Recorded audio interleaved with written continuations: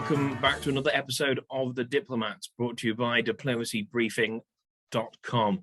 And a very special episode today because I'm joined by a very special guest, the flying boat himself, Mr. Karthik.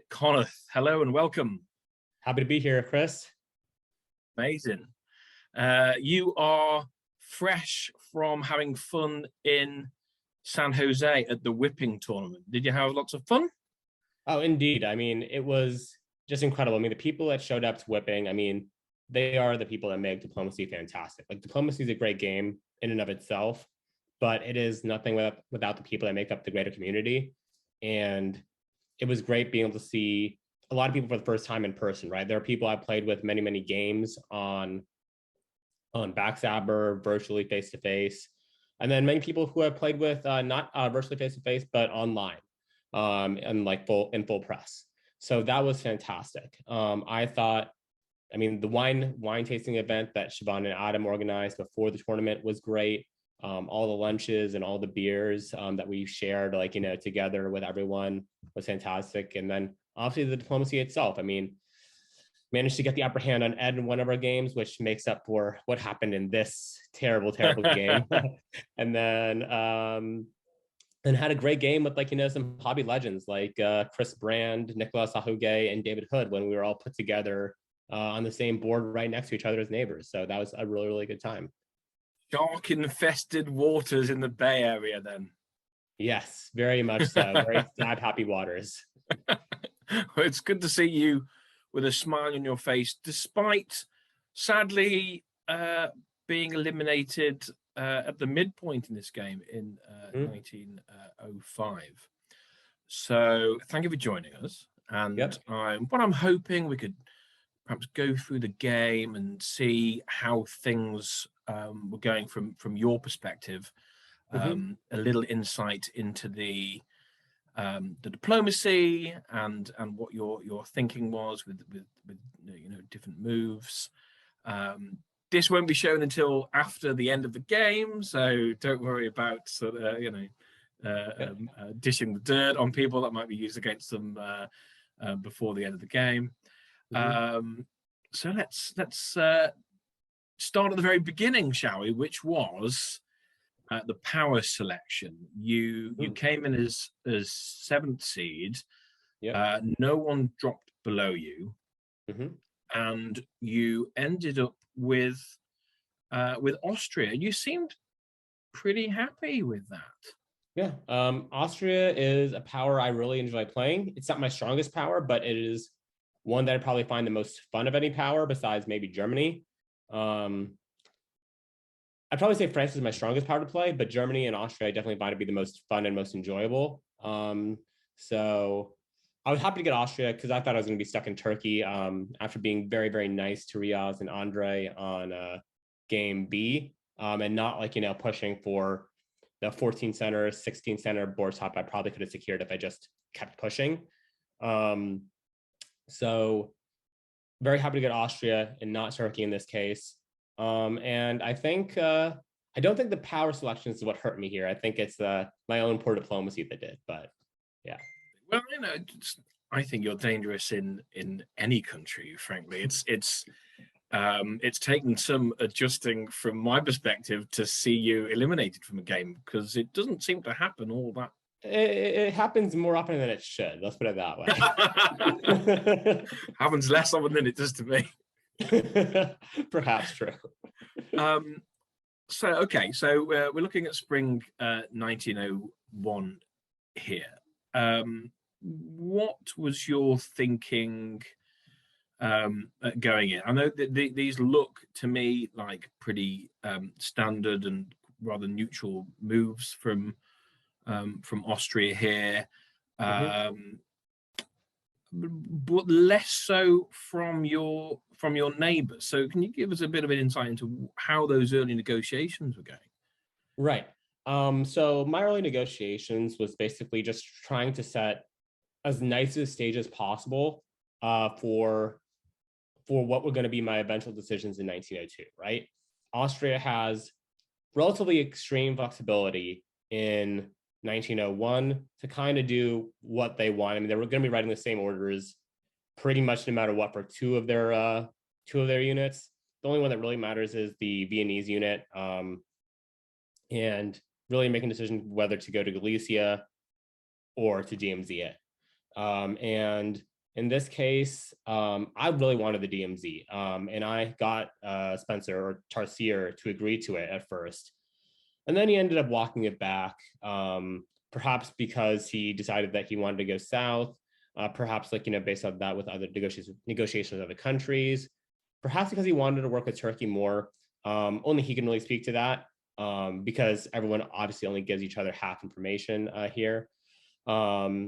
So I didn't get the DMZ Galicia I wanted, but we got. Can I ask, why did you want to DMZ it? Is it because you wanted him to go north, or were you a bit worried about Matt Krill in Italy? A combination of both. I personally am a strong believer that Austria and Russia do best when they DMZ Galicia and when the fleet gets put into Romania. And that's something I'd like to do as either power, whether I'm Russia or Austria. I think it just gives both powers really, really strong, flexible positions to work with. And yeah, it's just something I like to do and I wanted to see in general. And at first I was a little bit worried about what Matt would do. But Matt, after our negotiations, I was pretty confident that we were going to be at least in a good place to work with. In 1902, he may not choose me, but he wouldn't be opening to Trieste or something like that, Trieste to Venice to Trieste, Rome to Venice or something like that. So I was pretty happy with where we were at that point. I actually did not expect the Venice to Piedmont move. That is something that Matt did not tell me was going to happen. So I was very, very happy when I saw it. He told me that he may be considering it, but with a lot of diplomacy players, I'll think about it is their way of saying not a chance without telling me not a chance. I personally like to just say no if I'm not going to do something, but I totally get it when someone tells me, oh, I'll think about it. If there's no follow-up on it, I'm just assuming, well, I guess it was not persuasive enough there. It's not happening. So the fact that he did do that, did that give you any cause to believe him more next time when he was saying he might be thinking about something? Yeah, for sure. It definitely made me feel like the warm and fuzzies. I was like, okay, Matt's a guy I can trust here. Matt's going to be on my side. Matt's someone I can work with. And that definitely heavily influenced my diplomatic read on the board and my diplomatic choices. And how were you with Turkey? Turkey, I was pretty good with here. I actually came into this after having some pretty productive conversations with John early. I really wanted an AT. ATs, especially in time and limited games, can be really, really strong.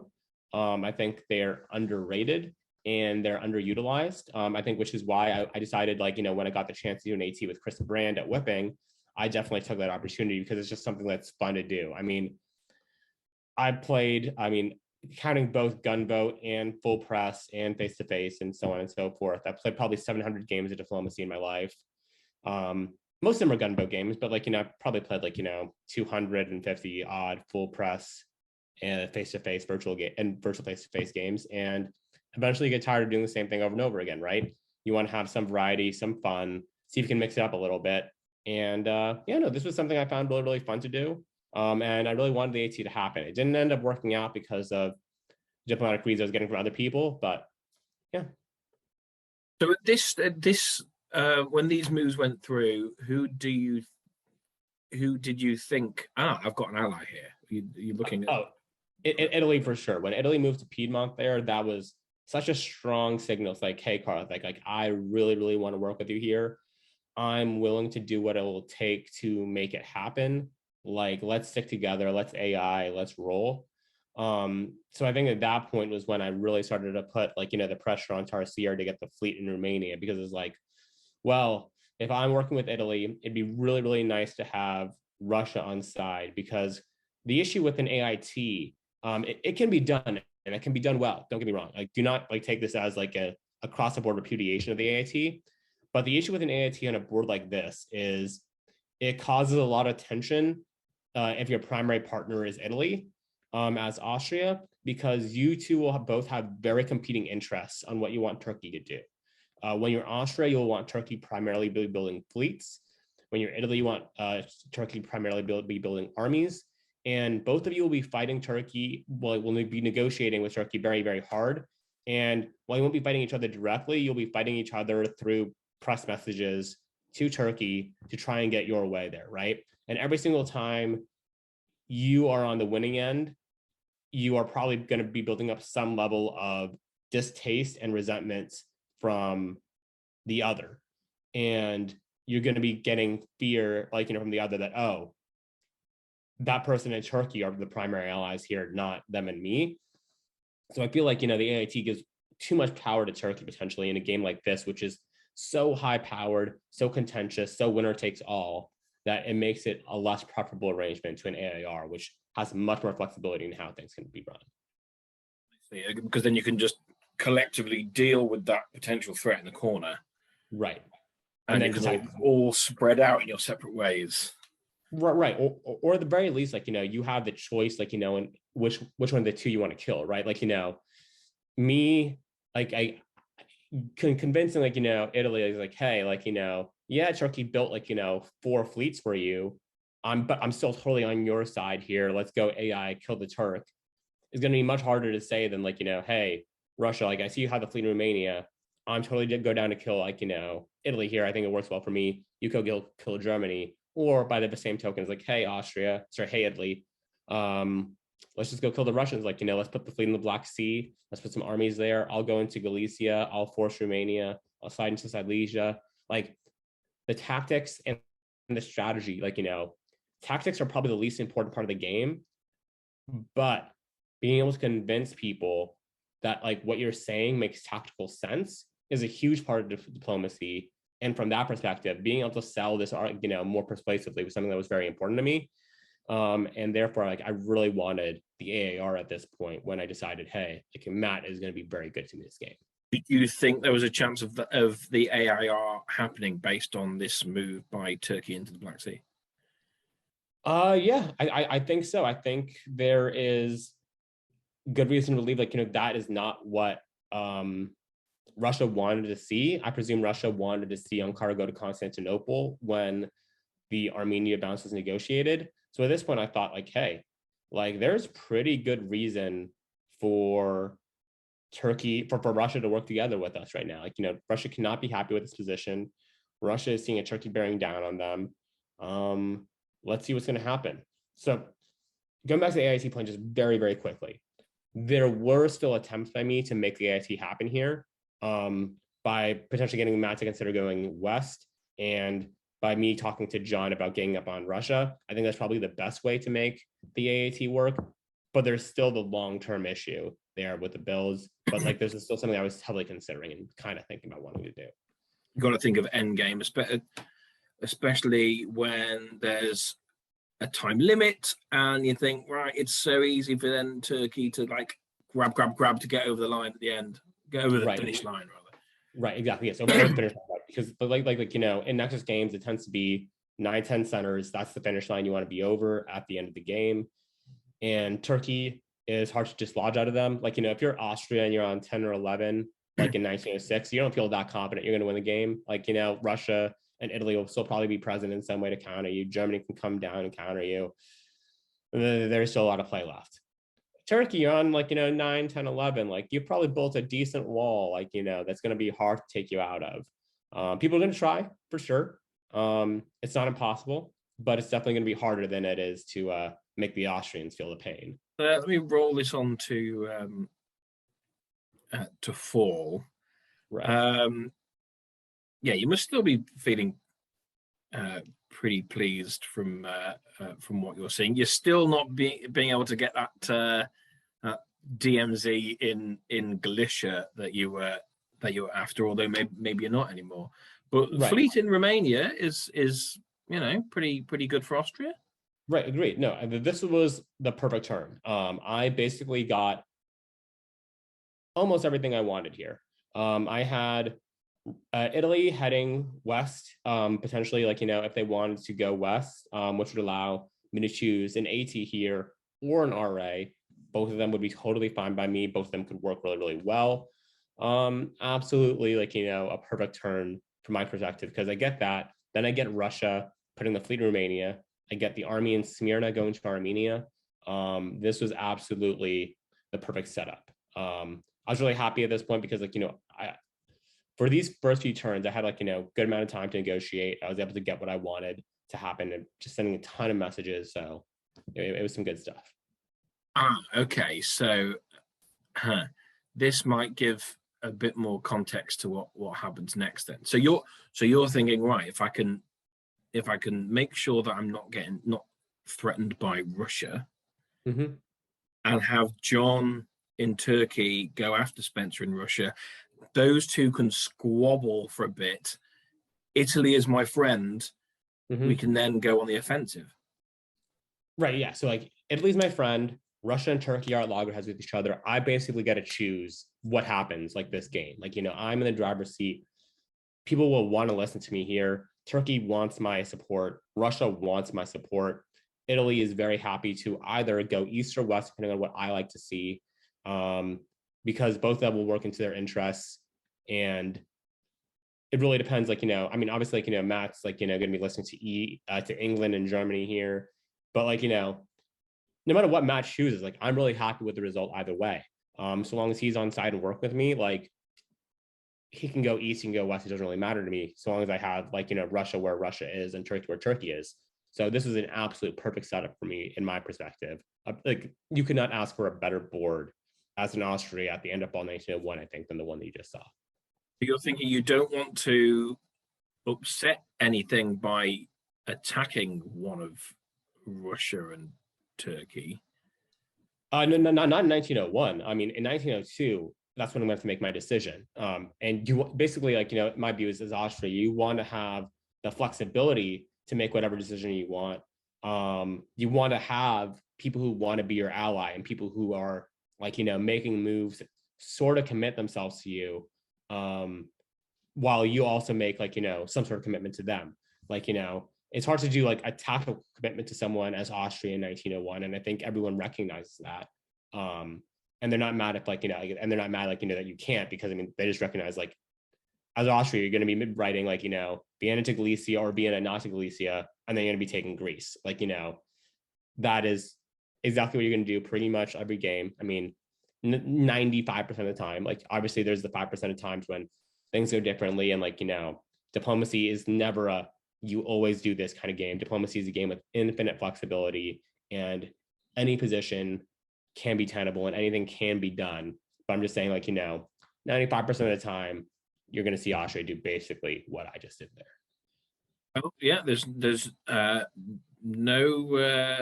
army in Galicia. You've picked up Greece. You still have Trieste. You're on 5. Mm-hmm. Sitting pretty. Fleet in Romania. At this point, did you have how are dealings with the West? Did you have an inkling what was going on over on the other side? Right. So my view here was that Ewok was under tremendous pressure, more pressure than I wanted him to be under. And this was something I found worrying and somewhat mildly upsetting. Like, I wanted France to be in a position of somewhat safety.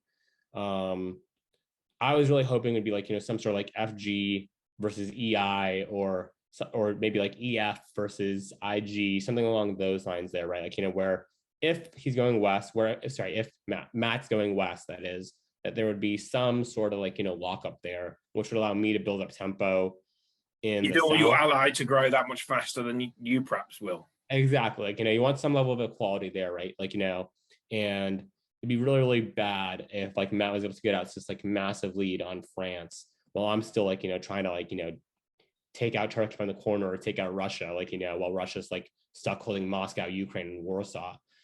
Definitely not something I would, like, like to see there. And then what really, really, like, made me worried were Ed's builds. Building 2 armies there is really, really bad for Austria for a couple of reasons. It makes it harder for him to attack Russia well. It makes it easier for him to take France well. And France and Austria have very high levels of correlated success. That is like when France does well on a board, their center count increases, Austria center counts increase. And I think I may be wrong on this number, but if I recall correctly, they were the second highest correlated countries, like, in terms of success. France and After Austria. Germany. Yeah, France and Austria, after Germany and Turkey. Germany and Turkey had the highest rates of correlated success of any power, which I think shows why Germany's been so weak in the virtual face-to-face meta, is because Turkey gets ganged up by an AIR, which then means with the Turkish issue out of the way, that means that Russian and Austrian armies are now free to march to the stalemate line. Once Russian and Austrian armies are by the stalemate line, you are basically in a position where you can not really build, like, very easily, because your units at home are going to be occupied, and yeah, it's just a whole rigmarole. Whereas if Turkey's doing well, those armies are defending rather than attacking Germany.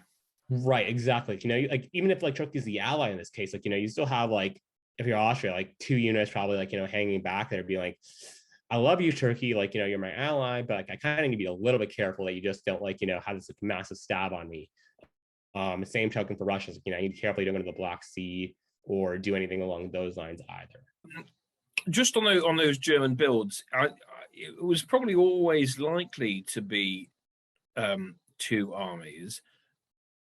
What he waived, he could have had a fleet as well. If he built 2 armies in a fleet, I wouldn't have been as worried. But because he has 3 builds, like, obviously 2 armies are going to be on the board.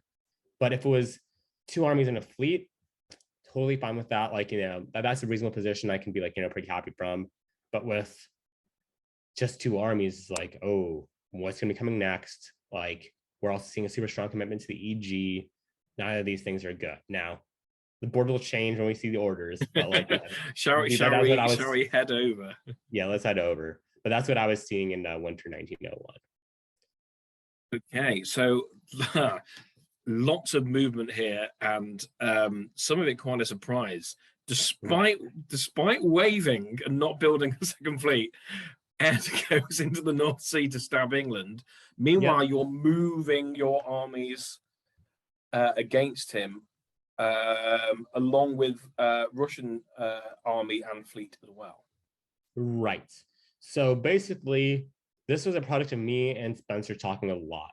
We were really, really worried that EWOC was going to collapse. We were really worried that Germany and England were just going to roll the board together.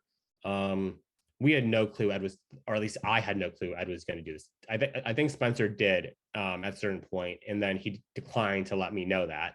But like, from his perspective, Ed was 100% like on board with Jordan, with just like being mildly annoyed that that Jordan was asking for 2 armies and no fleets in 1901, and was asking for another army build.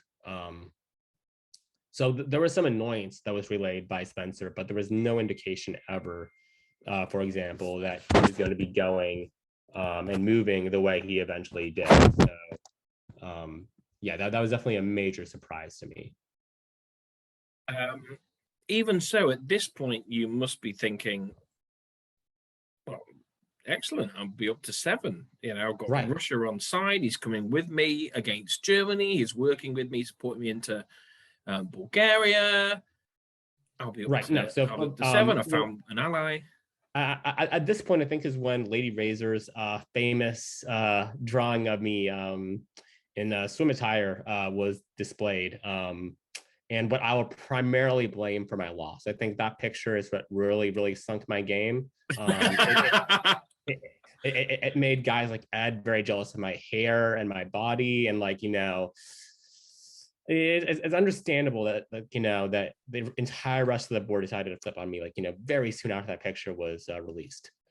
I'm gifted with long flowing locks, I'm afraid. Right. Like, most of the people like near me on this board had very, very short hair. Some of them are losing their hair. Like, it's an understandable issue. So not entirely surprised that after that things went bad.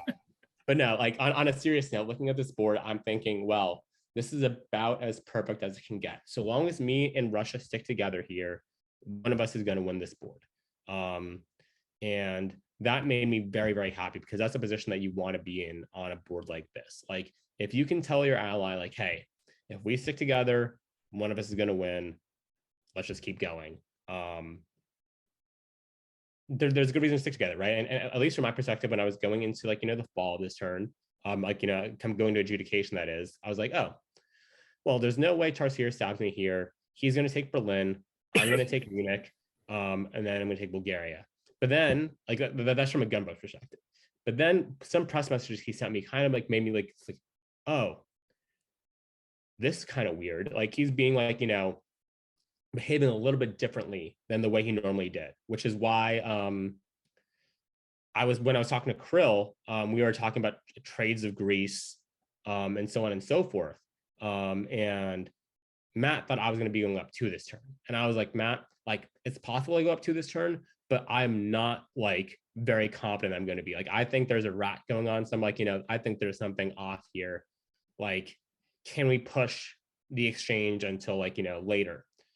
But then I was talking to like, Ewok and 2 other people in the West, and they basically like, let it slip to me like, Matt was feeling a little bit uncomfortable with like, how big I was getting. And he was kind of worried like, that I was going to get like, outpace him by a lot. So at that point I was like, okay, like, Matt, like, let's make this Greece trade happen. Like, there's a decent chance that like, based on the press I'm seeing, that I'm not going to go up 2, that something untowards may happen here, but like, let's just go with it, right? And unfortunately, so you were going to vacate Greece. Yeah, so I was going to vacate Greece, and basically like, give it up to Matt. Like, we basically agreed that that Turkey was going to support Italy into Greece, and that was something I was ultimately okay with. Because the other orders that we were suggesting at the time were that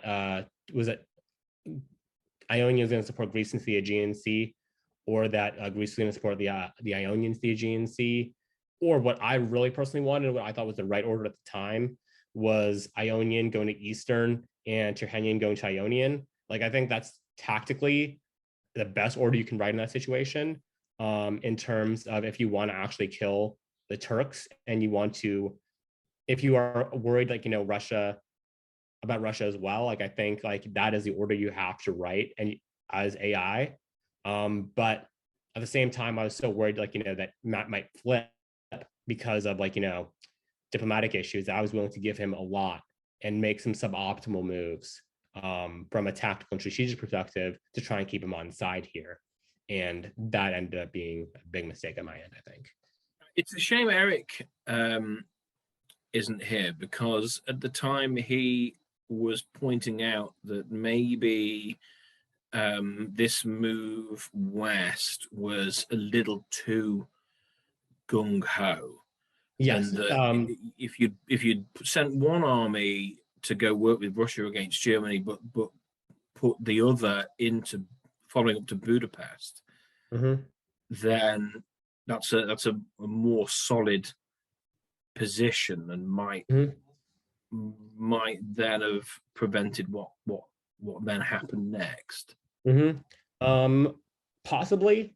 I think if I were to go to Budapest there, it would make Russia more uncomfortable and less likely to work with me, and more like thinking like, that I am unable to fully commit like one way or the other, and that I'm sending some heavy mixed messages and of like 2 minds. And I thought at this point, like, that if we make this work, that both of us are basically guaranteed to like, are basically the only people who can win this game. And I was like, okay, Matt, like, Spencer will buy this.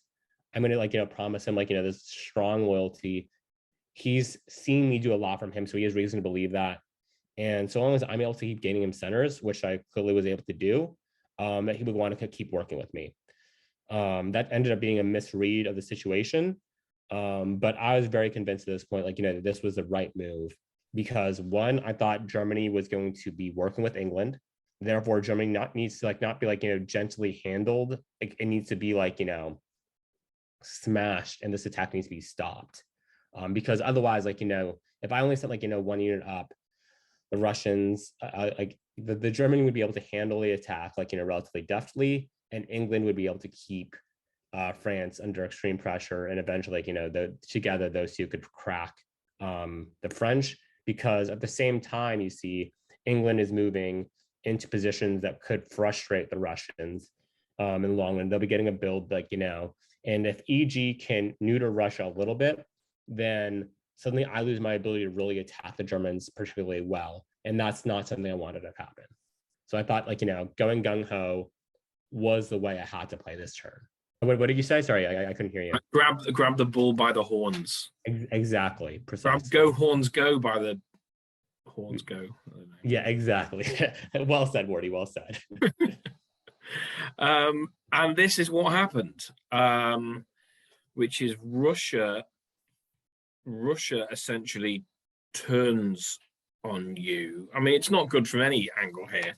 But Russia turns on you by then helping Turkey into Bulgaria, so you're denied Bulgaria.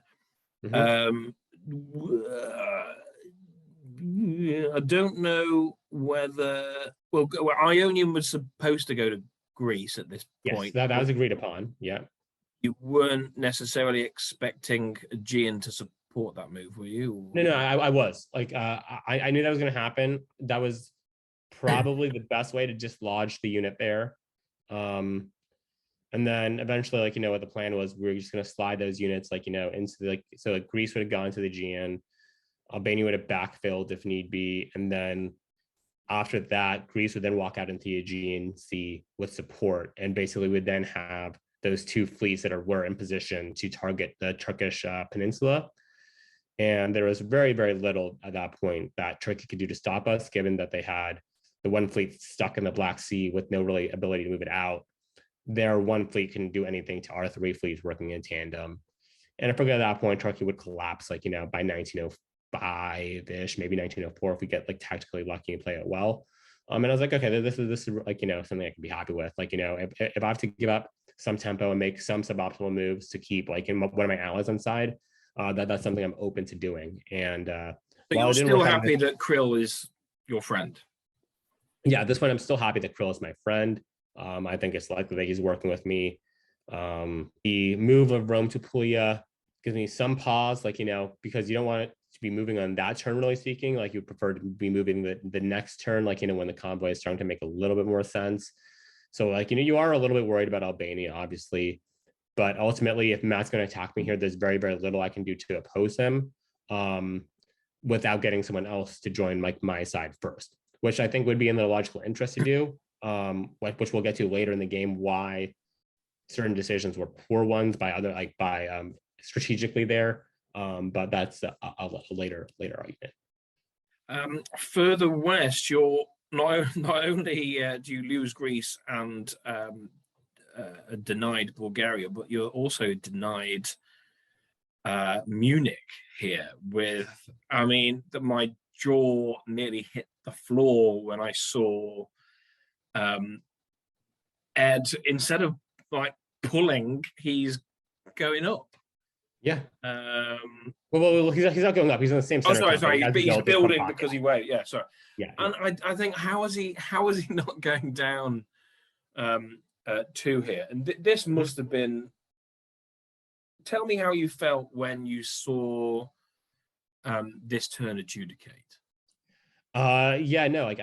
My heart sunk, not because it was completely unexpected, as I mentioned, because I did tell Matt, the orders that were about to happen were a realistic possibility.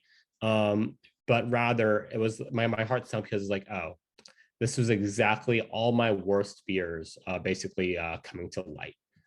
This was basically everything that could go wrong, that I expected could go wrong, did go wrong. And that's just never, ever a place you want to be. Yeah, it's hard to see anything that could be worse here. Mm-hmm.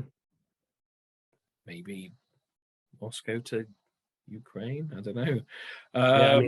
But he can write that order with Armenia and Black Sea there, right? You have to be trust but verify. So you've got to do a bit of backpedaling here. So what is your game plan here? Do you go to Well, first of all, do you think Russia had this in mind in the previous season? I do not know. He tells me that this was like, some sort of last second, like, fun idea him and Ed came up with. I think that is not entirely true. I think it was planned maybe like, a couple hours in advance, like a few hours in advance. Not like, the 5 minutes before adjudication type deal that they try to make it out to be. Because basically, I think this plan was basically hatched when Spencer started sending me some messages that were dissimilar to the ones that he used to send me earlier back when we were working together very strongly. What's the nature of that? You said that earlier. What is it? Is it level of commitment, or is it things that he was or wasn't saying, or was it tone? It was more tone and things that we were talking about. Like initially, I figured like, Spencer was someone who would talk about out of game stuff quite frequently, right? Like, I try to make those conversations happen. They're not exactly my style. Like, I like to like, banter about things, but like, I also like to talk about the game as well. But like, from what I heard, Spencer, like, likes to talk about outside of life, like, at a very, very high ratio. So I was like, I'll play ball. But despite me playing ball, the messages about out of game stuff, like, very much dropped off early. And that was something I was really fine with. I'm like, okay, like if Spencer's not particularly interested in talking about it, like, I'm not going to force the issue. I'll bring it up every now and then, like, see where it goes. But if we're just going to talk game, let's talk game. And then after like, a while, just like mostly talking game, Spencer comes to me with like, a question about book club, right? Like, he asked me about like, some books I was reading and what I was thinking. And if I had any recommendations for him. He asked me for both like some like nonfiction ones, some fiction recommendations. And I was like, oh yeah, no, sure. Here are some recommendations I have. But I figured like, I was like, okay, no, this is something that Spencer is doing to preen my ego to like, to like make me feel like, like this guy really cares. Like, this guy is doing whatever he's doing. And I'm like, okay, no, this is the Spencer that Ewok told me about. Like, this is exactly what I know at this point that Spencer is probably coming for me. Like 60% chance, right? The issue though, of course, is that if I'm wrong on that, like, on the prediction, right? That I would be screwing myself if I went back to try and put like some sort of defense in place for it, right? Like, if I say if Spencer is actually working with me and I pull back from Tyrolia, I pull back from Bohemia, and I burn like every single ounce of diplomatic, like, power I have with Krill to basically be like, hey, we are not doing this trade this turn. We're going to put you into G and we're going to put you in Eastern Mediterranean or something like that. Like, I need to support Bulgaria because like if I did all of that, chances are, and I was wrong, chances are I would have lost the game. I would have lost myself the game then and there. So I figured, look, either Russia's turning against me here and he's going to be working with Turkey and I'm going to be in this long AI slog that I'll just need to get prepared for. And I'm going to be in a bad position to win the game, but I'll play it out like, as best I can. Or I do this bad move and I set myself up to lose the game, pretty much guaranteed by just abandoning my Russian ally and for no real gain. Or I put my faith in him, even though I think something is off. And if it works, it works. If it does, I'm in a great position to win this game. And if it doesn't, well, what can you do, right?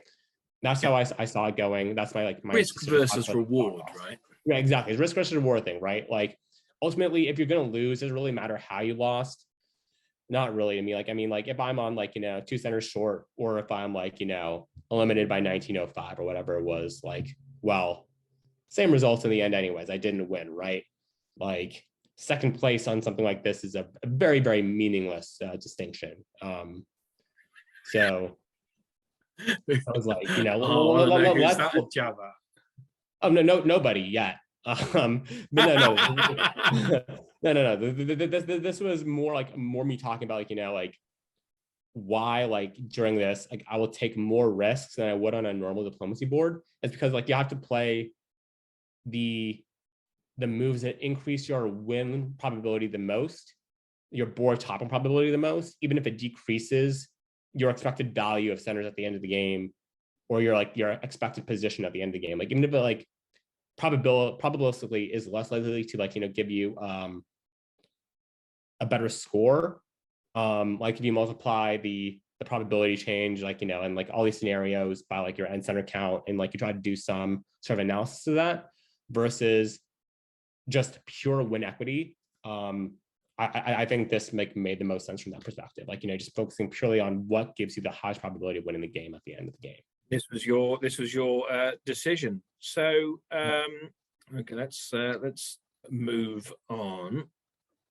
Although ironically, what you are getting now is France sort of relieved of that pressure. Yes.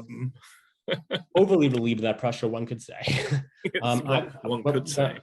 Yeah, no. When I thought this was going to happen, I thought Ewok was in deep trouble and needed rescuing.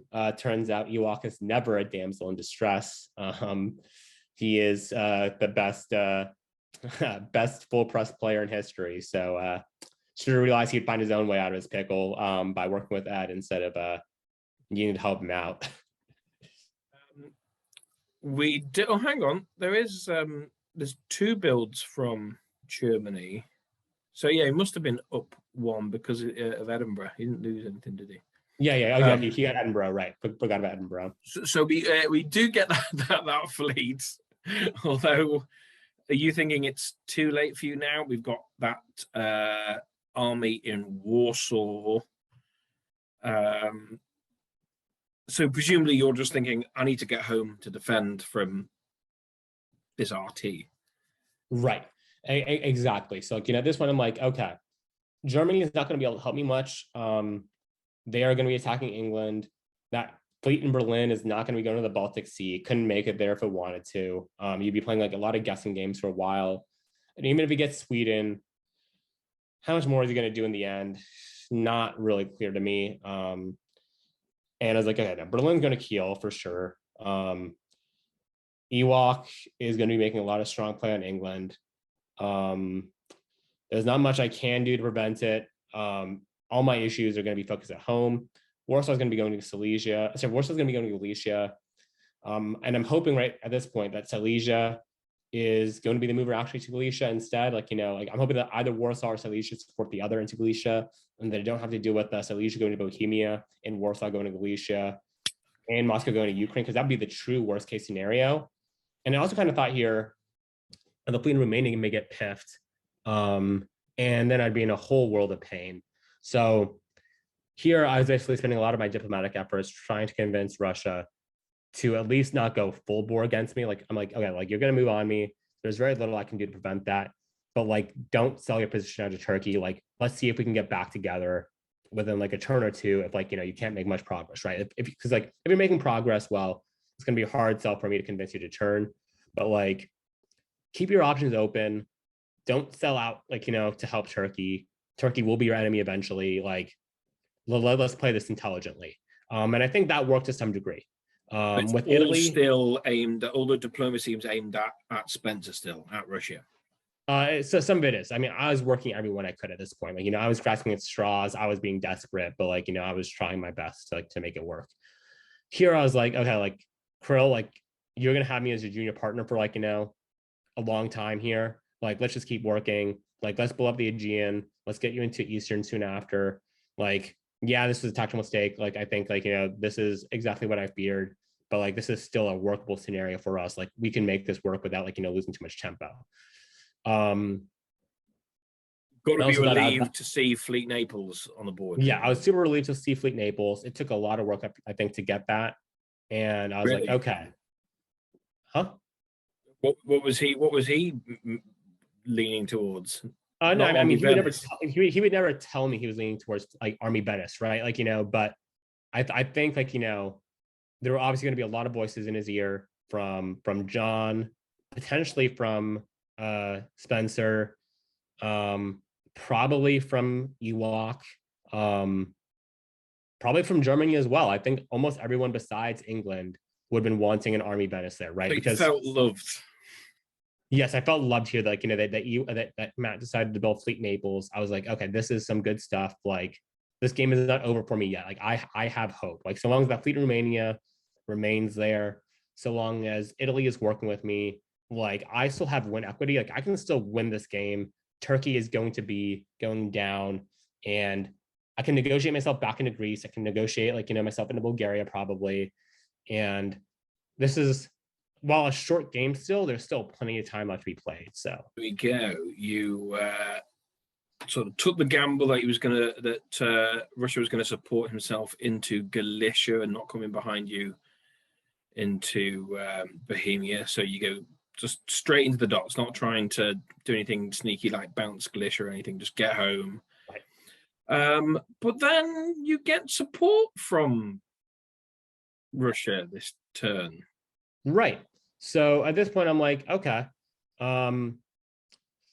So I was trying to work with Turkey against Russia, as well as Russia against Turkey here. In order to get my support to Romania, Turkey had to basically convoy the army to Armenia, and put the fleet in Bulgaria's south coast. After talking to John, I just was like, okay, now John, I do not believe you're actually going to do this. So then I was working with Spencer here, who'd offered me support back into Bulgaria. I found that promise of support much more plausible, to say the least. And as a result, I decided to take that support instead. At this point, like, I'm expected to be allowed to walk back into Greece, by Matt, and for him to support himself into the Aegean. And he elects not to do that, instead moving towards the Adriatic, and supporting himself into Venice, while Germany slides down into Tyrolia. And so I get some of what I want. I get a lot from what I want from Russia. Like, I really wanted Warsaw to support Silesia to Galicia, as I mentioned earlier in the analysis, because I thought that would clear up a lot of issues for me and make this attack from Russia much less dangerous. What I didn't want, though, obviously, was Munich coming into Tyrolia. Like, I thought I had Ed's assurance that was not going to happen. But I mean, despite Ed's assurances to me that that was not going to happen, he moved in there anyways. And this issue from that, you did it first, man. Yeah, no, I did it first. That's fair play.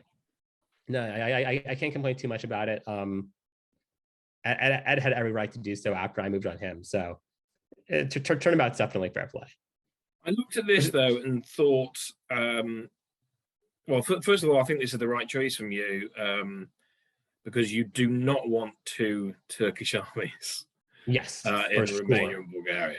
Exactly. I mean, that's what I told John, like, when we were in our negotiations. Like, if you're asking me to put, like, let your army in Bulgaria and in Romania, you're basically asking me to kill myself. Like, like that is not a reasonable request under any means.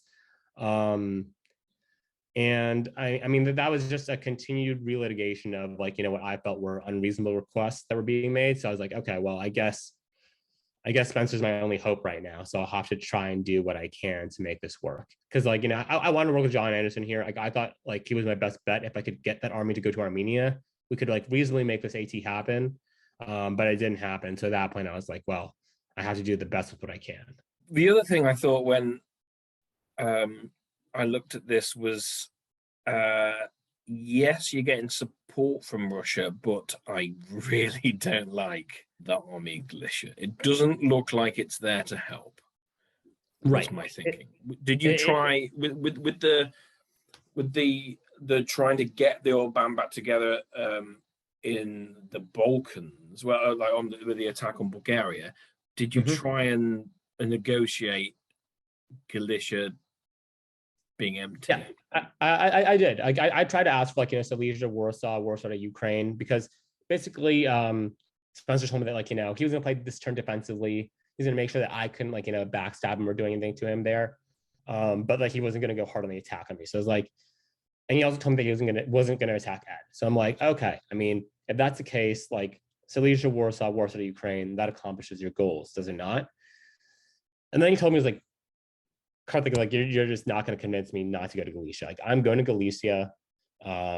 It's just going to happen. And I'm like, okay, like, in that case, if you're not going to attack Germany and you're not going to, like, not go to Galicia, can you at least support Silesia to Galicia? And that's something that he agreed to. Like, that was a reasonable request, like, I thought I made from him.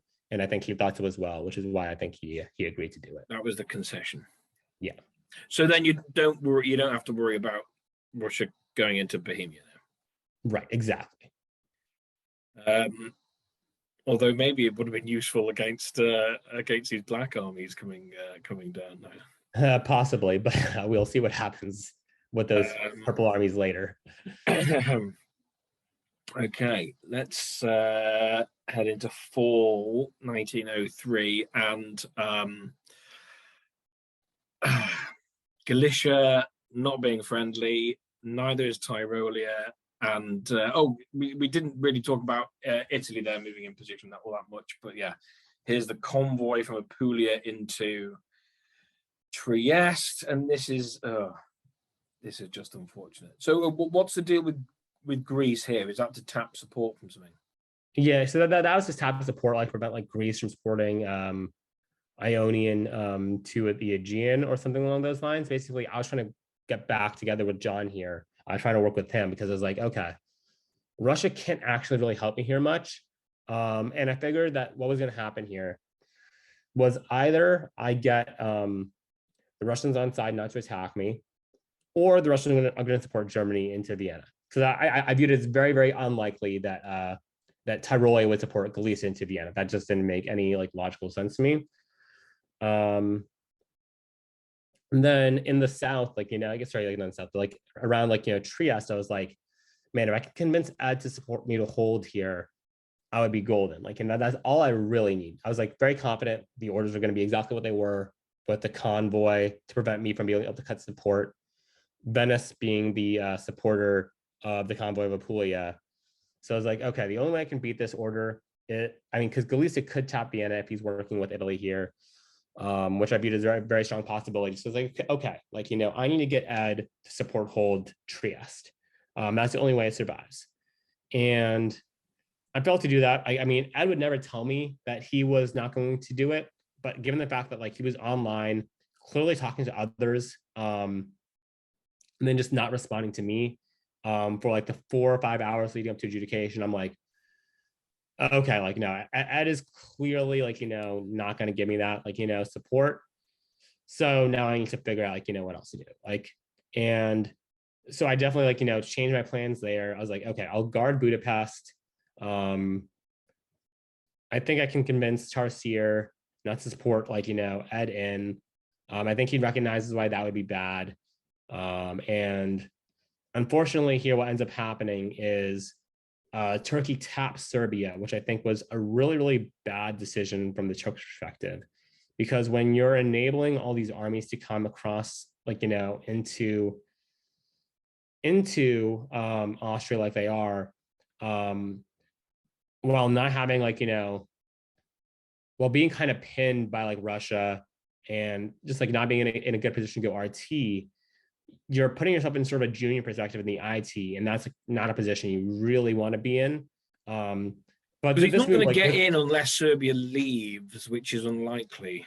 Right, exactly. And like the only way this like ends up working is if you have a promise to get Serbia from the Italians next year. I mean, if you have that promise, great, go for it, make that order. It's a really good idea. But if you don't have that promise, which I felt he didn't, given the convoy to Armenia, well, my friend, then you're playing some very, very dicey game. One thing that you came in for a bit of criticism here is the self bounce in Budapest. Right. Yeah, I think that was ultimately a poor decision on my part. It was a last minute order change, basically predicated on the idea that, hey, Russia isn't going to help Ed, which is basically like what I was getting from Spencer at the end of the turn, that he wasn't going to help Ed. And I got the feeling that Spencer was going to play for himself here. He's going to try and make a play on either Vienna or Budapest, hoping that I walk out of one.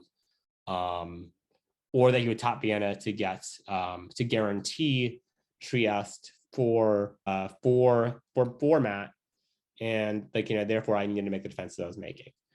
Unfortunately, like it turns out he was going to support Ed into Vienna, which made this order set among the worst I could possibly write. Yes, and it was a really bad order set. Like I misread the diplomatic situation there, and I left myself with no retreat. Give me if you've mentioned this, right. and I. Oh, right. So sorry. I did misspeak. No. Yeah, I left Vienna with no retreat possibility. So, Yeah, well, yeah, it got nowhere to go. Trieste can go into Tyrolia where the attack on Vienna came from. But yeah, what was the thing behind Serbia to Romania? Were you offered support by John? Yeah. Turkey offered me support into Romania, basically here, and he was tentative on support to Greece. Like, like I offered it to him, and then he was like, "No, I can give it to you."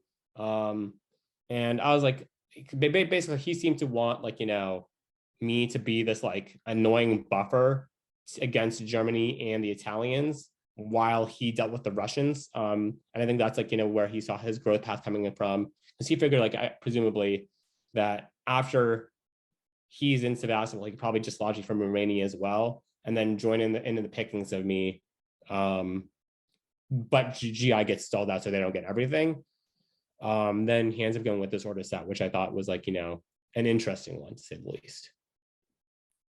So it means that you've got to keep the fleet, which right wouldn't have been ideal, I guess. Mm-hmm.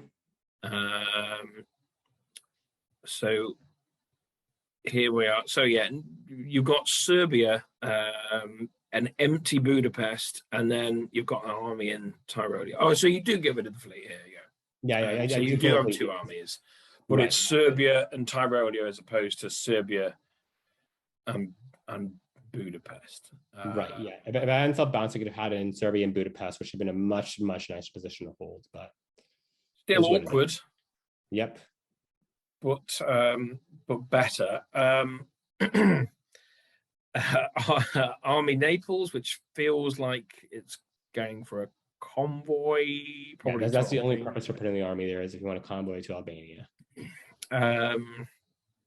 But at least now you're thinking there might be some fighting again between Russia and Turkey.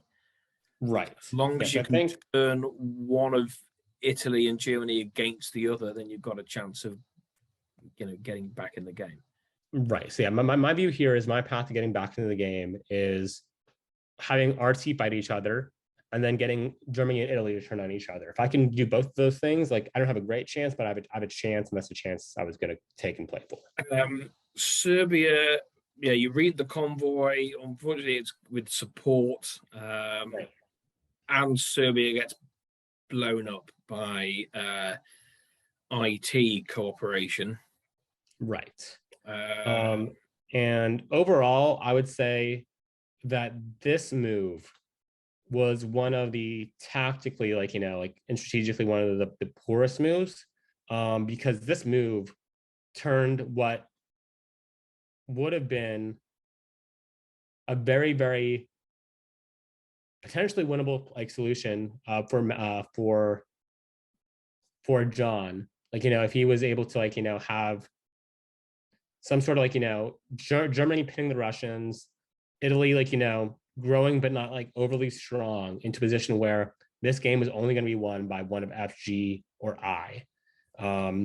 Because what happens here is, despite being given Serbia by the Italians, they are basically guaranteed to lose at the next turn. You convoy to Armenia for an attack on Seb, which isn't going to work. Yes, Con could have walked into Bulgaria here, and then he's got some sort of foothold, which is great for Turkey. But so you feel a bit like, you basically killed me for no gain for yourself. Right, exactly. So the issue here is me, Ed, and John had negotiated a solution which would have led to the bounce of the army in Albania, would have led to me getting Vienna and Ed getting Budapest. And then eventually, I think I probably could have gotten back Vienna, Budapest, and Serbia, and Trieste, while Turkey gets Greece and Romania, and Ed starts to make play on Warsaw and get some attacks on the Russians going. Because at this point, Russia is still a formidable player, with good chances if they can make it work. Because I thought their stab on me was pretty clever, denying me both Munich and putting the Turks into the Bulgaria. The issue is that eventually, like, the follow-up to, like, that master plan wasn't really there. But I thought at the time it was a really clever one. This tab I thought was he's got a Germany with no pressure. Yeah, exactly. Now you have a Germany with no pressure that's like able to go after him. But like, I don't fault that step, but this one I do fault, because I think here you're basically enabling Italy at your own expense, which I thought was a mistake. Because the alternative you could have here is like a relatively decent position with Germany applying a lot of pressure to Russia. Russia's going to collapse eventually, and you'll be a huge profiter from it. And then you'll have, like, you could get Serbia on your own terms potentially, while also having Greece. Like, it's a very, very different board, I think, than what we end up seeing. We see Galicia walk into Budapest. Yeah, which is something that we anticipated. That is me and Ed. And we had plans to dislodge the Russians from Budapest, assuming that I had held Serbia that turn. I see. So you going into Vienna wasn't sneaky. It was arranged with Ed. Yes. This move was 100% arranged with Ed, and then the plan was that from my unit in Vienna, I was going to support Galicia into Budapest, which should go. But you do help him into Budapest from Vienna, so you're still alive. You're still on one. What was the nature of the deal? Was there a sort of Janissary deal here, or was it? Yeah, basically, it's like, I basically, Ed promised not to eliminate me if I was going to work with him, and I was like, well, I mean, so long as you're not giving me that offer, I mean, that's the only offer I'm getting, really, so I'll take it. So I supported him into Budapest here, and then it was, as we see in Serbia, the predictable consequences of bad decisions. That make you feel a little happier, a little more vindicated? Yes and no. This vindication, I kind of enjoyed when I was like, a teenager playing the game. Like, I like being like, haha, I told you so. But on now, like, like I realized, like, being a Cassandra, saying that, like, being right about something, but failing to convince anyone of it means that you just failed miserably. Like, back when I used to play Mafia on Mafia Scum when I was 14 or 15, like, someone told me probably like the most important words I've learned, like, when it came to playing games like these, like social games, being right but failing to convince anyone of it means absolute horseshit. Like, it does not mean anything. In fact, it probably means that you failed more than anything else. So, like, I mean, like, realizing that, being the Cassandra here made me basically feel no joy at all. It's, I guess, nice to know that I'm right, and I can read a board, but it doesn't do me any good because I wasn't able to convince my John of it, which is what I need to do. It means like my negotiation skills failed miserably, and so yeah, from that perspective, not great. But you are getting one up on Russia. Yes, I did make Budapest disband, which was nice. But I'm still only on one center, so not that nice. I guess the one nice thing was that Budapest did offer to support Vienna, and that could have met my elimination in 1904. So it did mean that I got to live another year. And so long as you're alive, anything is possible. You're not first one out because Wales doesn't support London or tap Yorkshire, and England is eliminated. So top 6. Yep, there you go. But like I said, second doesn't count for really anything in my view. So top 6 really doesn't count. Second last. After all, as Ricky Bobby said, if you ain't first, you're last. And well, 6th, pretty damn close to last. NASCAR. Come on, dude. Yep. Talk about NASCAR to a Brit. We don't. What is that? So sorry. I need to make an F1 reference for you to get it, Wardy. Yes, please. Yeah. Who's Michael Massey in this? John Anderson is Michael Massey. Incorrect decisions. Okay. Fine. Oh, very nearly almost. I mean, had it not have been for Serbia's support for Sevterum, then you're in Budapest, and maybe, however unlikely, a chance of building. Exactly. Maybe this is going to happen again in the fall. Yes. When I saw this turn, I was like, oh damn, like Italy probably is going to deny me this. Like, I really want it, but I don't think it's going to happen here. And so I didn't have high hopes for it, but I was like, maybe there's a chance. Because when Ed suggested this order set to me, I'm like, okay, this should go with the Turks being anti-Russian. I have a chance here to make some stuff happen. And when Germany told me that John was going to support him in Romania, I was like, okay, this is really, really good. All supports can be cut. We're golden. This is going to happen. I didn't think in a million years Serbia was going to do that. I thought for sure Serbia is just going to support Albania to Bulgaria, guarantee that, lock it up for certain. Turns out he gets Bulgaria anyways, but c'est la vie. Turtling of Turkey here. Yeah. Okay, so you still think you've got to deal with Ed? Yes, I still think I have a deal with Ed. Thought there was a decent chance I still survive on one, because taking me out here requires Germany to lend assistance or to do it themselves. And I was like, okay, well, Ed doesn't want to eliminate me. Ed told me he doesn't want to be like, Ed told me he wants to keep me alive for a little bit. Chances are he just makes a play on Russia here. He attacks Ukraine and forces Warsaw. I can see that being his play. Budapest, like, we probably just support hold each other, or maybe we try this move again with the Turks. Either way, I should be okay for the turn. But if you go to fall 1905, we see, unfortunately, that isn't the case here. The Italians and the Germans cooperate to dispatch me, and Warsaw is still taken as expected, but everything else kind of goes a little bit wrong. So why do you think Ed changed his mind here?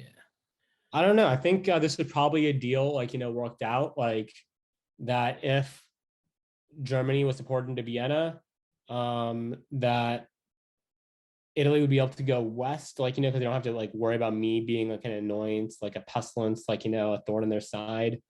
So just like make the game simpler. And if you do, I'll go after Ewok. Ed is probably also making a threat, like, I can't say for certain, but if I know Ed, I know he probably is. Like, he's making the threats like, hey, like, if you're not going to work with me against Ewok, like, you may as well be attacking me, like, you may as well be betraying me here, like, you may as well be at war with me. So work with me against Ewok, or I'm just going to give Ewok, like, a second championship in a row. Because I mean, Ewok is so good that, I mean, him winning, like, Ed's like, well, whatever, fine, I'm not going to win. May as well be Ewok getting his like 18th online trophy or whatever. Whereas with the Krill, it's like, I'm not going to let Krill get his first trophy if he's just going to, like, try and play, like, this. I mean, to be fair, he made it himself. Yeah, no, he did. But like, I mean, Germany, like, one thing is, like, when you're in Ed's position, right, like, you have like limited diplomatic leverage to make Matt go a certain direction.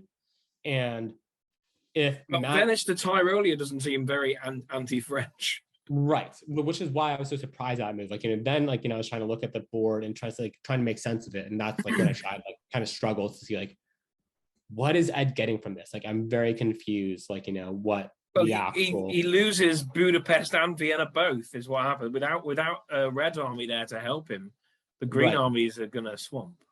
That's what I figured at that point. I was like, well, I guess Ed will get Moscow back. I can like hold that line. Maybe if this is all meant to go to Matt Krill in the end, and so that Matt can build some more fleets and go east. Like, I don't know. I was like just like trying to like speculate, but I didn't have a clue when I was looking at the board. And you were straight out of there. Didn't even bother putting a retreat in. You could have gone to Bohemia for a day. Yeah, I could have gone to Bohemia and then played out the winter phase and disbanded then. But I figured, why waste an extra order when I can just disband now?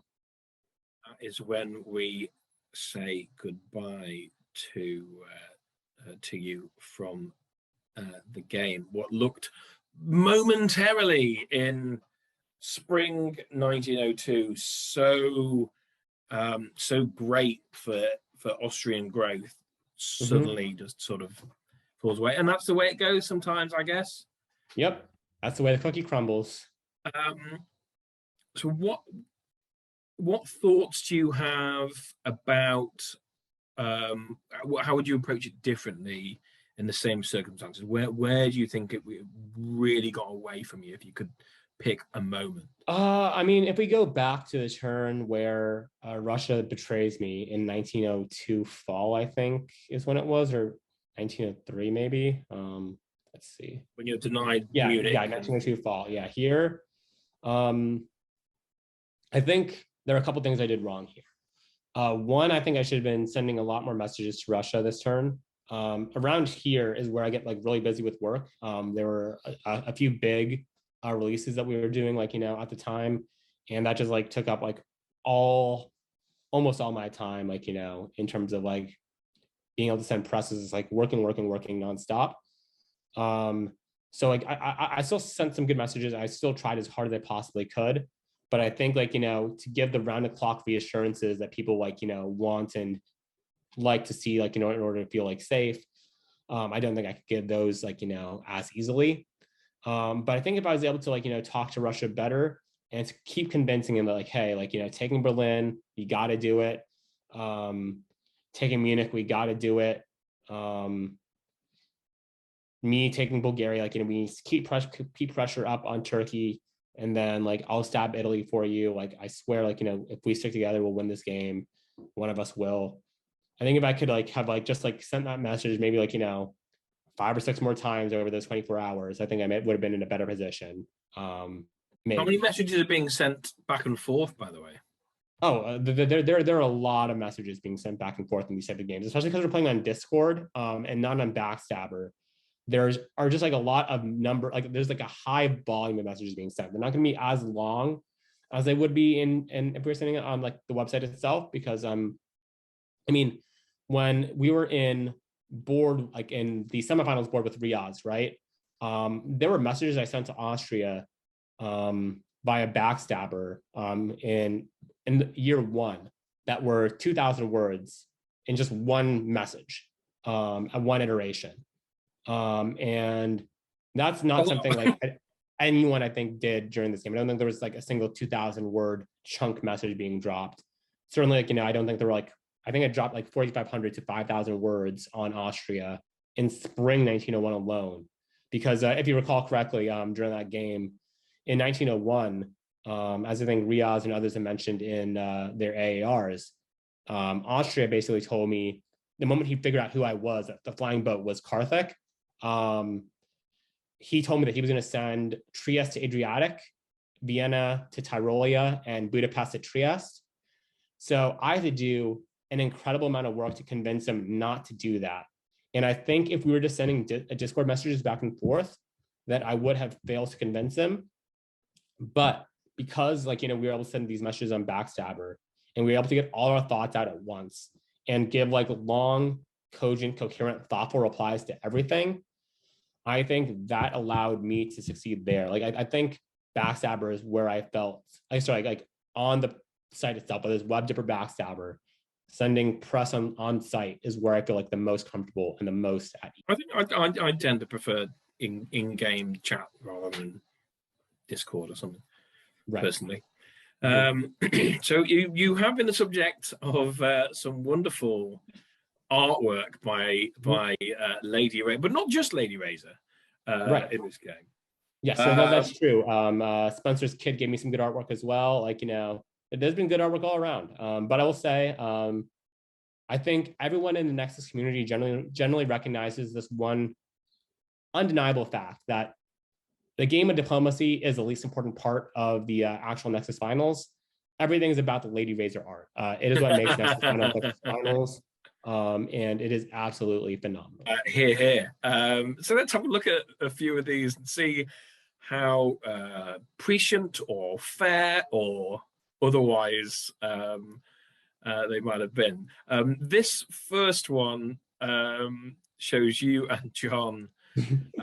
This is off the back of the last time we spoke like this.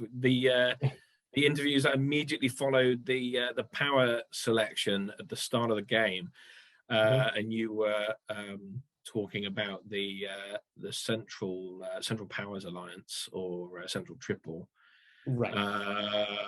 which didn't happen, sadly. But Nope. yeah, Karthik, open plan Connor. Were you just happy just to say?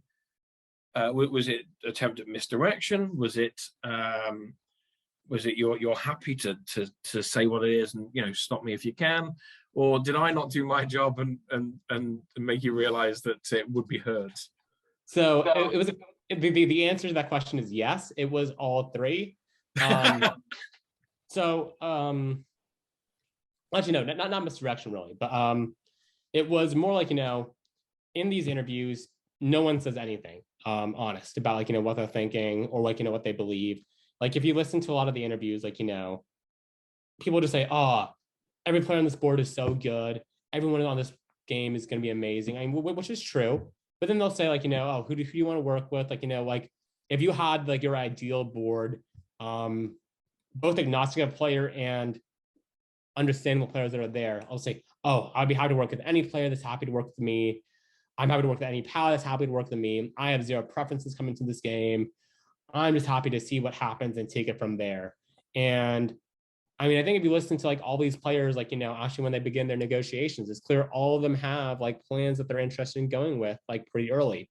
Like, and just saying like, that you have these like early contingent plans, even if they're not like ironclad, like I never come up with an ironclad plan that I try to enforce in the game, but I have like some general ideas coming in of how I want to play it. And I figured, well, might as well put them out there and like, see if people can stop me. Like, it's not like these are some hidden secrets to the game. Like strategically and tactically, diplomacy only has so many options. Like, there are in the early game, that is like, as you get more and more into mid game, like, the possibilities become infinite, but like, people kind of know what you want to do. People like, will try to stop you from doing it. People try to work with you to enable you when they can, when it helps them. So I'm like, may as well say this out loud. There's no need to play coy. There's no need to make these interviews boring. And I figured that if I just came out and said something with passion and with like strong belief, that would make for a much more enjoyable interview than just saying, everyone's great. I have no plans. I don't even deserve to be here. Like, let's see what happens. Which is what I felt like 5 of like the 7 interviews were, aka everyone besides me and John. This followed, what would that have been? Spring 02, and you moved to Tyrone in Bohemia and was sitting in Bulgaria. Mm-hmm. Have you been working out? Yeah, exactly. No, like, I mean, I like working out. I like lifting, but more importantly is that crystal ball of like, the world, I guess, like, and I quite liked this entire depiction of me. I mean, the locks, like, the flowing hair, like everything, like it was like, perfect, because I thought up until spring 1902, I don't think I could have gotten a better turnout than I did. I mean, like, maybe I see like more chaos in the West or whatever, but I mean, I was about to self-inflict some chaos on there. Like, through my own designs, me and Spencer were about to cause extreme chaos on that side of the board. And I was really excited to see that play out. So I thought at this time, I was like, I very much felt like I was in control. I was in the driver's seat. And so long as I could convince Tarsier to stay the course, one of us was going to win that game. And I really, even to this day, I believe that if me and Tarsier had stuck together, we would have had massive win equity. Like, I think our combined win equity would be like over like 70-75%, like, evenly split between the two of us. Like, I thought we would have been in a really, really good position, because we would have had Munich, we would have had Berlin, we would have had all the Balkans between us. We would have had John we would have John pinned. We'd have had Krill in a position where it would be hard for him to turn around effectively. With Turkey gone, I mean, RA, it just has so much flexibility on what to do. So yeah, no, I really believe that if we had stuck together, we would have won this game. One of us would have.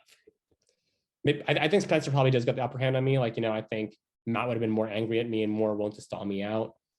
But I don't know. I mean, I think that would have been a really interesting game to see play. Before I move on from this one, I know you're an avid cook. Mm-hmm. You're going to add these sweet Austrian buns to your menu. Yes.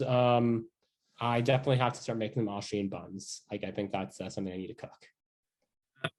This is Max's depiction of the scene that immediately follows. You drop your crystal ball.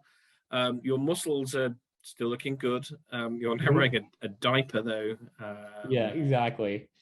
And you're speaking fluent Austrian. Mm. By the looks G'day, of it. mate. Austria and Australia, what's the difference? And everyone is turning on you. Yep. I enjoyed this. The fine brushstrokes. You can see that the artist really cares about this particular depiction, I think. Yep. I mean, the spelling of diaper also perfect. Like, I mean, spelling of G'day, mate, like, you know, also great. Like, I think it's a very, very well executed image. Probably belongs in the Met or the Louvre. Like, you know, I mean, where else could it go? Who are these three characters getting you between? This is going to be what? It feels like there should be four. But, right. I feel like there should be four. I'm not sure who's the one with dog poop. I feel like that's supposed to be Tarsier because it's his kid drawing him. And I think like there's some other drawings of Tarsier eating dog poop elsewhere. Yeah. That's my guess. I'm not sure. But I'm assuming. I one's got to be Krill. I'm not sure whether the other is. So yeah, I think it's just Ed is on the left, and then Russia and Turkey are on the right because at this point no one knew that Krill was going to gang up on me. Oh, okay. Yeah. At least it wasn't publicly known, rather. And here is what happened next from the Ozblaster 4000 from Lady Razor's point of view. You're looking over your shoulder. Here comes the RT to come get me. Russia is firing Turkey at you. Yeah, SpaghettiOs indeed. I mean, you see the massively like inflated buns right there. You see Spencer lighting the fuse, and John just being like, you know, this sort of cannonball getting launched. I think on so many levels, this drawing just like works so well. Like Spencer being in control, John launching himself at me, and me realizing I've made a very, very serious mistake. Like I have clearly catastrophically misread what's going on. Hair's still looking good though, at least. Hair still looking good, which is what really matters. I'm not that best placed to comment on hair, but there you go. Looks good to me. And the flying hin boat comes crashing down in flames. Yeah, this is one of my favorites just because of how clever it was. Like you have like this battleship, like, you know, with these like massive, like, you know, 18-inch guns on them. You have these the Austrian flag flying. You have it basically being a flying boat. Like, you know, I mean, normally, like, you know, the flying boat is like this small multi-purpose aircraft boat thing. Like, for example, the PBY Consolidated Catalina was a really popular boat in World War II that was used for like various purposes, from attacking submarines to doing various other, like, you know, sorties and doing all different kinds of things that work like really well. Incredibly useful, versatile, like, you know, a unit. Here instead it's a battleship that was super powerful, looks destined for great things, flying through the sky, and instead crashes and burns miserably, which is about right. The one fleet you had. Yeah, indeed. Is that all we have? Yes, I'm afraid so. So before I let you go, I can't let you go without getting your thoughts on your fellow players. Now, if I go through them, let's go through them one by one. Just a quick sort of opinion on them and or their play, their style or whatever, how they've done in this game or not. Let's start with the West. Let's go Jordan. Jordan was a lot of fun to talk to. I mean, we had some really fun communications early. We had some cool like inside jokes that we had going on, some cool inside hand signals, some cool inside emojis, I guess is really what it was. So no, it was really fun talking to him. Unfortunately, we didn't really get to work out, like, you know, together like that well. Mostly because like, I mean, he was like basically targeted for death, like, like after like what looked like an amazing early start. And we did have some plans together, but eventually we kind of realized like that those plans weren't in our interest, so they kind of got abandoned. But they, you know, anti-German plans. yeah, no, they're more like save the English, attack France, attack Germany, like get him off my back kind of deal. But I thought all in all he played a good game. It was just unfortunate that like the dice rolled against him. Ewok turns out even when I thought with the world of him and I think there's nothing he can't do, I still underestimate the guy. I thought like that he was gonna get like an early start. He's gonna work with like someone and get their aid and just be in a dominant French position. And then when I saw the EG like come out to play, I was like, okay, Jordan and Ed are competent players. They're very, very good at what they do. They can write the tactics. They can mess Ewok up. Ewok will hold on for a long time, I think. Like, he'll make some good defensive plays, but eventually the guesses will go against him. They have to, especially with Matt Krill being positioned somewhat unnicely next to him. So I was like, okay, I need to go help Ewok. And it turns out, well, Ewok needs no help from anyone besides himself, and he made all the units go away. So, I mean, Ewok is, God, Greg is just a legend when it comes down to it. Like, his ability to make the world work in his favor is unmatched. Like, he is without a doubt the best online player. Ed? Go Horns, go. What would your summary of him be? Probably the worst player diplomacy I've ever seen in my entire lifetime. Someone needs to teach the guy how to play diplomacy. I don't know what he was thinking. I was really glad to get my revenge on him at whipping when I whipped his ass and got a 30% board top. I know. In all seriousness, I think you can't say this is his channel. Yeah, I know exactly. But that's why I'm saying it. No, in all seriousness, I think Ed is amazing. He is one of the nicest players in diplomacy. I love talking to Ed. I love playing with Ed. And despite both of us going to UT and bonding over that, and despite both of us being A's fans and bonding over that, we still find a way to fight each other quite often. And those fights, even when they go against me, quite fun. When they go for me, quite fun. Ed is probably one of my favorite players to work with, favorite players to play with. And it's always amusing to me, like, when people say like, oh, Karthik and Ed obviously going to work with each other, given how few times they've actually worked together successfully to the end of the game. We work well together because we both are relatively strong alliance players. We both are willing to move like really, really fast and play up-tempo games. But in the end, one of us gets the better of the other. Sometimes it's me getting the best of Ed. Sometimes Ed getting the best of me. And I think that's always going to be the case. Into the East, Tarsia, Spencer. Spencer is a really, really strong player, been a strong player for a long time. And I knew that coming into it, though I didn't know quite how good he was until I actually played with him, right? Because I watched his game with Sabi a little bit, like, and in that game, like, I thought he had an easier path than I would expect in terms of how things happen. And I was like, he didn't seem in control of the game in the middle parts of it. Like, I thought like there were things that were getting away from him, like when he could have like, easily picked up something more here or there. And then I realized, like, as I saw the end of the game, it's like, wait a second, no, Tarsier has definitely like, managed to pull this out somehow. He's managed to get Germany to work in his favor. He's managed to get Austria to work in his favor, even after stabbing Austria, like got Austria basically concede him the game. And I'm just like, Jesus, Tarsier has some sort of like mind control that he has on some people that works really, really well. I need to be really like, this guy's going to be good. And I like working with people who are good. So I was like, I need to work with Tarsier. I really want to work with Tarsier.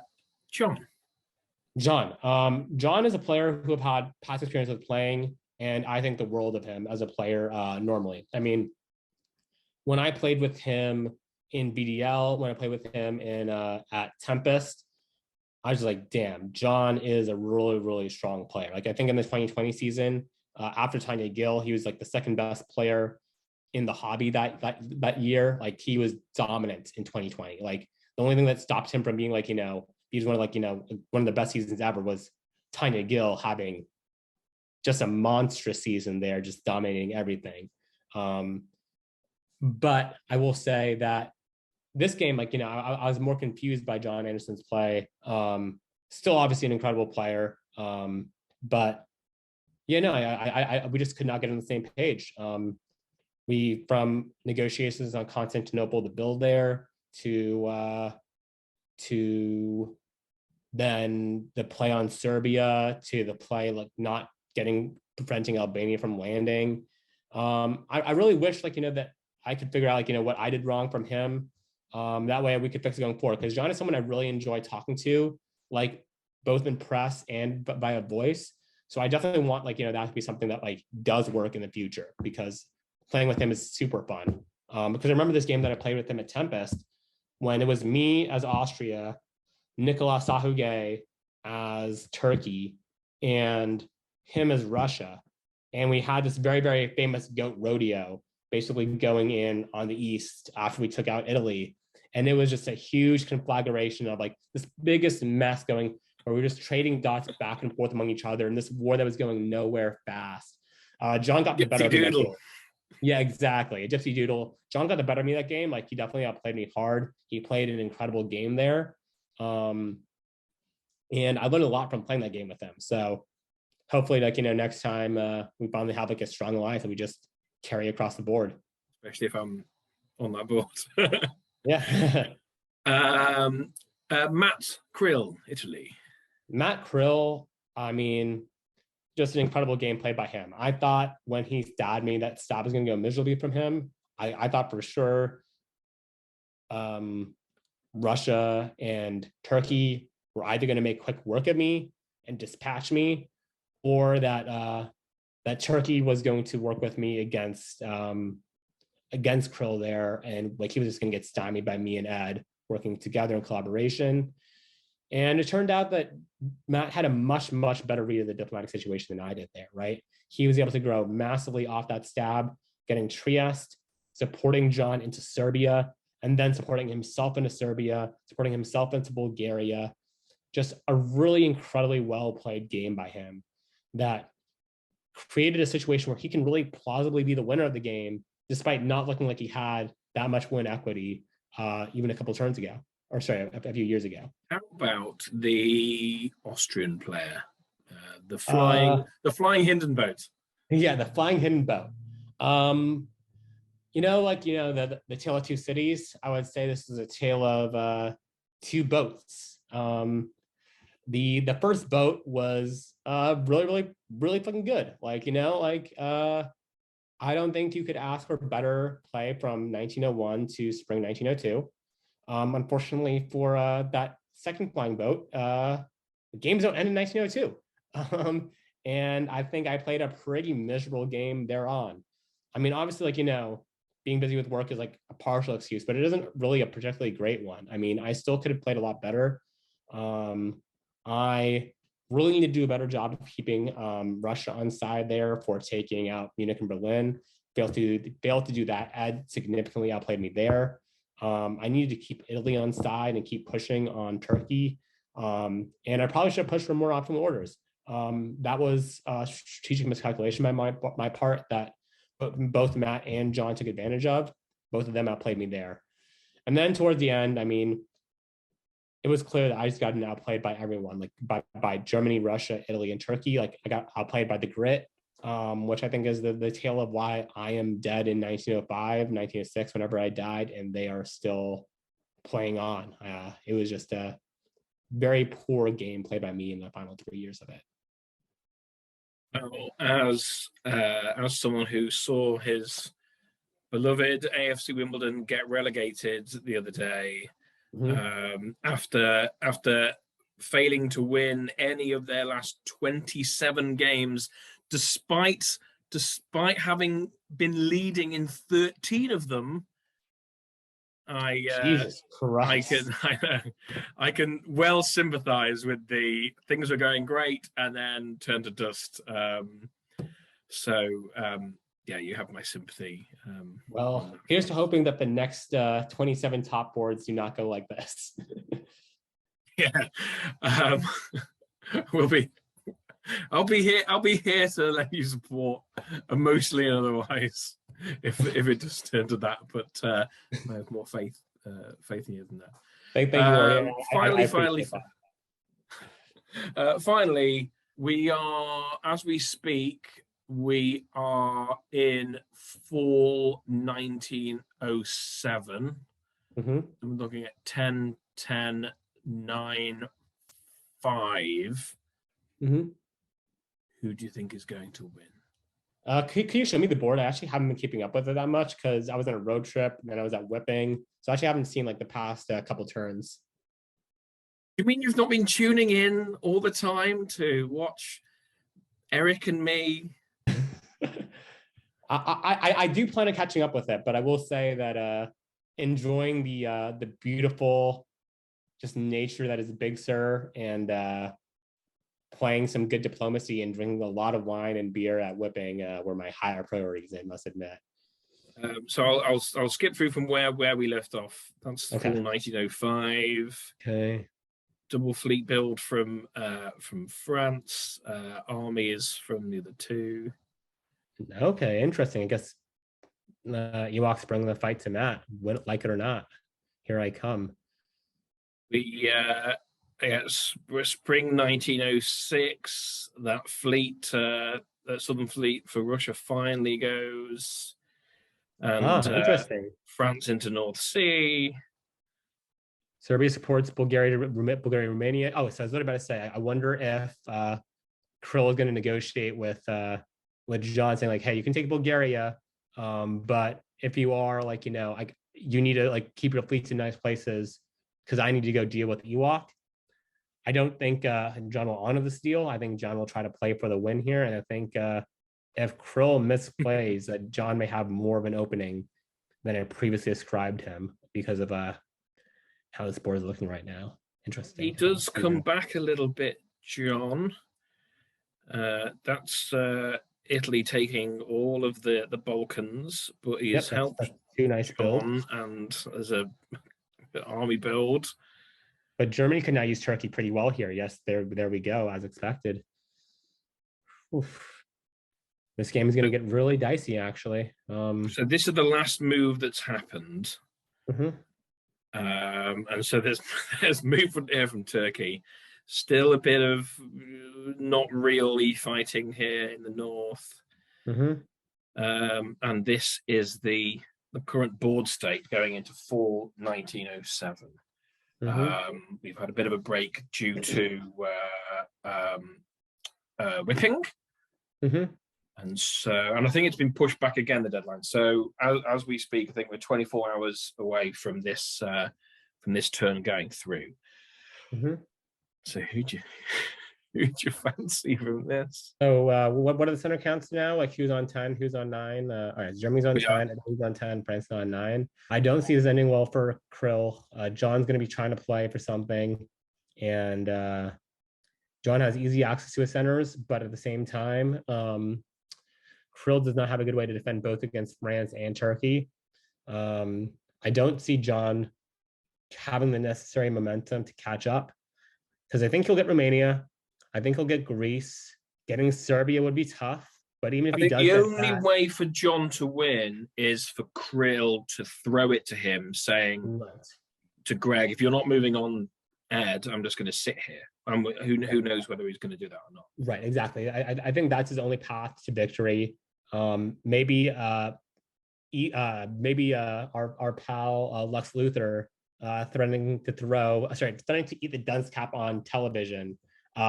Maybe that's the only thing I could see that would get Krill to give the game to John, and I think that'd be a worthy cause. So if you see this, Krill, please do it. Oh wait, no, this won't be a televised until after the game. Well, oh well.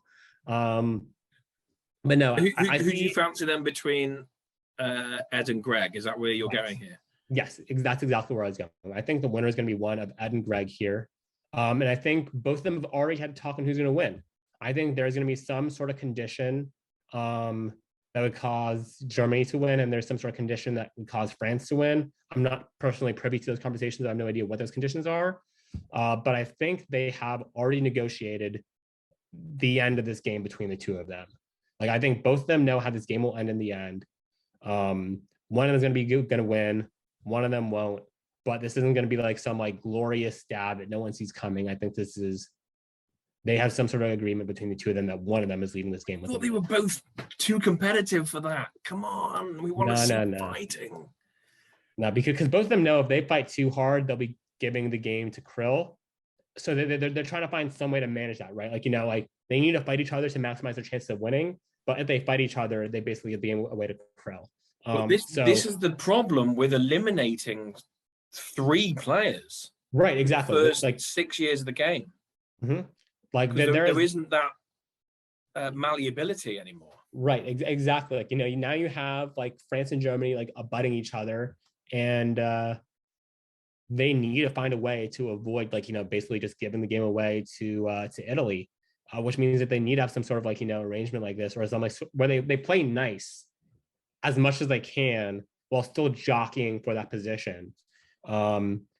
Whereas Turkey, Turkey's in a position where they have to go for broke, right? If they want to win this game, like unless John is happy to settle for whatever he is, which I find very unlikely, then he'll need to find a way to work something out where he gets like Romania, Serbia, Greece, and I don't even think Budapest would be enough. I think he needs to get to Trieste as well, which is just so hard to do by the end of the game, right? Because I think his magic number is 10, and you have what?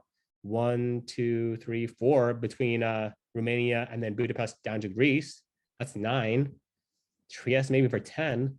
But if France or Germany ever get the upper hand on each other, well, then you probably need 11, right? You probably need 11 to win this tiebreaker anyways, like unless you get to 10 faster than France gets to 10, which is also not likely. Like, I think mathematically, the least it could be won is 9. Probably, yeah. Like, I think book one. Give us a name. Give us a name. Who's your money on? I think Greg. I think the rest of the board, when they like start to see Ed and Greg not fighting each other, will decide to be more angry at Ed than they will at Greg, and they'll be like, what, screw it, Ed. If you're not gonna fight Greg, we're just gonna give the win to Greg again and let him be the 2-time champion. Like, you're not getting your first-time championship if you're not letting me play for the win as well. Because that's the issue. Like, when you have like a lack of flexibility, when you don't have like these small janissaries or these small junior partners that are like trying to make something happen, and you just have like these 3 gigantic powers next to each other, and a Turkey, like, if it was maybe some other power like in the middle of the board that's like on 5, maybe you see something different. But when it's Turkey that's on 5, that's desperate and trying to go for it, you will have these positions where it's going to be this diplomatic, like, you need to attack this person in order to give me a chance to play. And if you don't attack this person and give me a chance to win, well, then I'm just gonna make sure the other person wins, right? And when you start to have like this type of thing going on, it's not your standard game of diplomacy by any means. It's a very, very different game that is just going to be nasty and annoying and does not lend itself well to like the predictive analysis, like, we would do, like saying, like looking at tactical positions and saying, oh, well, these two have good reason to work with each other. These two don't. These two need to do this. These two need to do that. This is a winner take all board.